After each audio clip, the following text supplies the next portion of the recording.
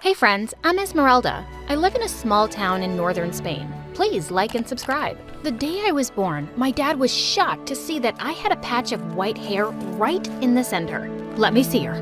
Oh wow, my mom had a white patch too.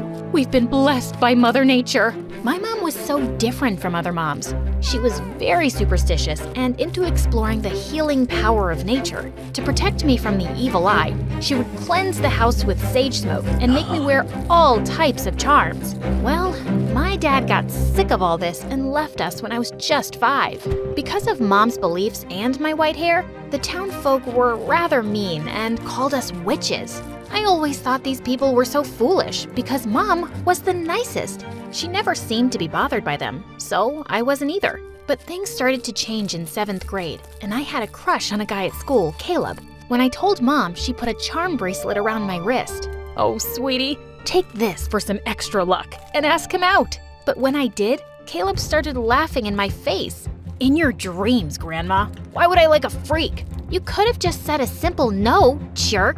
Oh God, have I made you angry? What you gonna do now? Ask Mommy to turn me into a frog?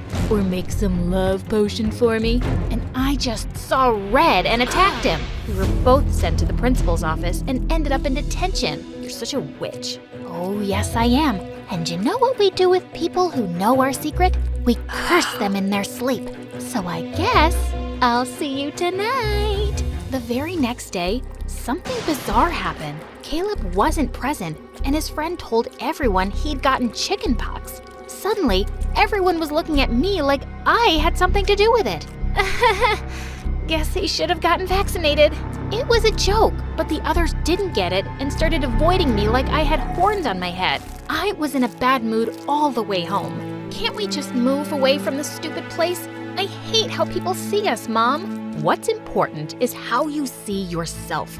We don't run away from our problems, love. Easy for you to say. You don't have to go to school. I stomped out of the car as soon as we got home, when suddenly a ball of snow hit me in the head. It was Mom, and she was grinning at me. Before I knew it, we'd gotten into a snowball fight and we were lying in a heap laughing. Say it. You know you want to. Come on. Okay. You're the best mom ever. I could never be mad at Mom for too long, but soon I started losing the few friends I had because of Mom. She would either make them stupid charms or would do tarot card readings for them, and their parents really had a problem with that. Once at a parent-teacher meeting, Mom walked into the classroom and climbed onto the teacher's desk. The vibes in this room are so negative. Let me cleanse the aura first so we can have a positive, wholesome day. And then she closed her eyes and started chanting something, and everyone screamed and left the room. After that day, I became the school's official outcast. Why did Mom always have to be herself? I decided that things would be different in high school. I told Mom she didn't have to pick and drop me off anymore because I'd be taking the bus. I just wanted her to stay away from my school as much as possible. When I walked into the hallway on my first day, I heard some noise, and I saw a girl dressed as a goth holding Caleb by his collar. Don't mess with me, punk. You think you're really cool for making fun of me, huh? I'll make you scream for your mommy. When she let him go, I couldn't stop myself from clapping, and everyone stared at me. What? That was pretty awesome. Finally, someone showed him his place. I guess she's a witch just like you. Did you both go to the same summer camp for witches? Hey, shh. Do you hear that? It's the sound of me not caring about what you say. Seeing everyone laugh, Caleb looked like a ripe tomato. I'll get back at you both. And he stormed off. What a jerk. Yep, I can't believe I had a crush on him once. By the way, I'm Esmeralda. I'm Aria, and I love your hair, girl.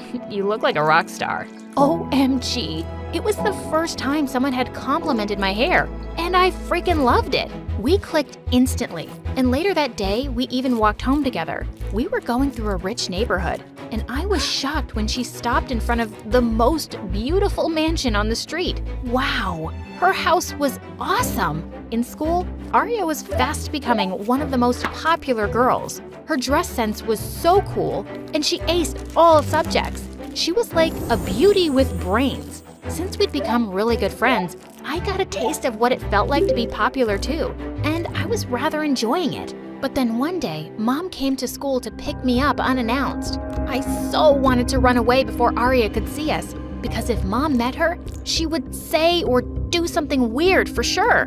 But it wasn't my lucky day. Arya spotted us and came over, and the two started talking. And then Mom offered her a palm reading. Mom, can we please go?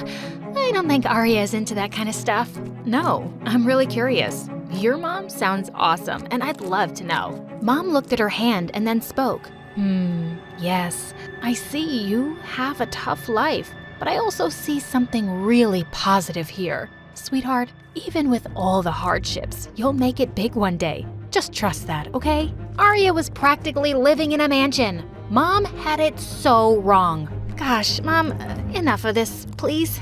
No, it's fine. That was really nice. Thank you. Mom offered Arya a ride home, and when we stopped outside her house, Mom said, "Oh, this is where you live? I've come here several times because your mom buys my candles." She never mentioned she had kids, though. I guess she isn't so proud of me. Thanks for the ride. I gotta go. And before Mom could say anything else, Arya walked off and went inside. I wasn't quite sure what she meant by that, but I realized that she hardly ever talked about her parents. After that day, Arya and I grew closer, and she started coming over to my place for sleepovers too. She actually enjoyed Mom's company, and I finally had a friend who didn't find my mom weird. Things were going good, but my happiness was short-lived because just a few days later, I was performing a recital at school, and Mom burst into the auditorium looking panicked. "Esmeralda, you left the house without being blessed." Oh no. And then, Mom lit a roll of sage and jumped onto the stage, circling around me with smoke. That set off the smoke detectors, and we had fire alarms blaring and sprinklers going off everywhere. There was chaos in the entire school. Everyone was screaming and running. It was a wet mess, all because of Mom. Well, that was just a false alarm. Sorry, folks. Mom, are you completely crazy? You ruined everything. Everybody is staring at us now, and I'll be the butt of everyone's joke. Honey, aren't you overreacting a little? No one will even remember this incident by tomorrow. I'm overreacting? Gosh, Mom, you really don't get it. You do weird things and it puts people off, and no one here forgets. We'll just be hearing about this till the end of high school. Sometimes I wish you'd just be more normal. I regretted my words as soon as I saw the hurt look on her face, but I was too mad to apologize. And it was true. I'd had enough. When I went to school after the weekend, I could feel people looking at me. And then Caleb popped out of nowhere. Wow, amazing that you can show your face after the stunt your psycho mom pulled off. But before I could say anything, somebody leapt forward and pushed him hard. Arya, buzz off, jerk, and don't talk about her mom like that. She is 10 times the person you'll ever be.